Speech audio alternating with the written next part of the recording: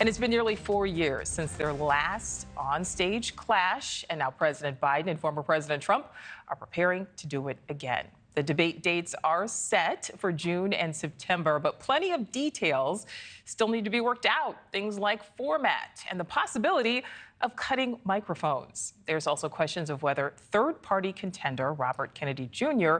will meet the requirements and how that could throw a curveball in both Biden and Trump's debate performance. So let's bring in correspondent Kelly Meyer, who is live for us there at the White House. So Kelly, help break down some of these planned debates for us.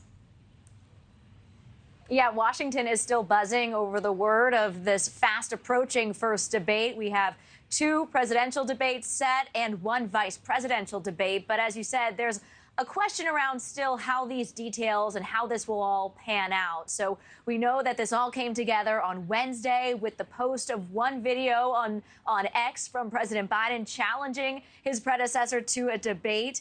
Then Trump agreed to that, and now this is where we are with 2 planned debates and now word of 1 VP debate.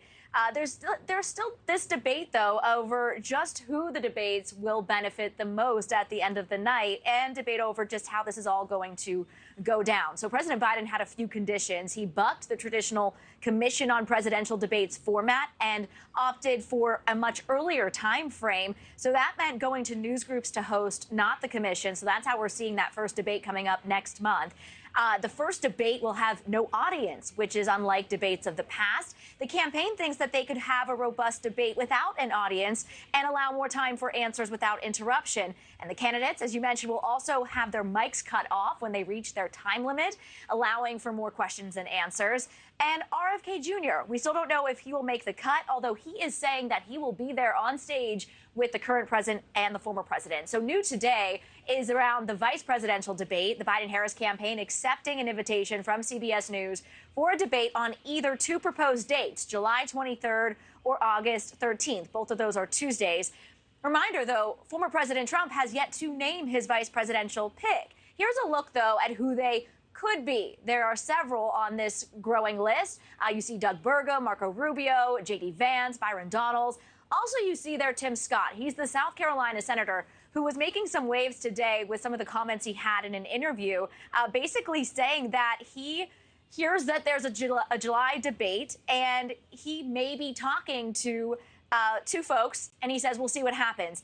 He was asked in this interview whether or not he is Trump's number 2. He said, quote, we'll see. Now, Scott has been frequently on the campaign trail with the former president and solo, acting as a surrogate for former President Donald Trump. We also heard from Trump on Truth Social today, talking about RFK Jr., really saying that he doesn't care, he says, if he joins. He says he needs to have more than, quote, his name to get on that stage. But he also said that his opponent, Joe Biden, doesn't want to see RFK Jr. get on that stage, though it's interesting to see who an RFK Jr., who his candidacy could really hurt more in this. RFK Jr. and his campaign have said that they're going for both Trump and Biden supporters.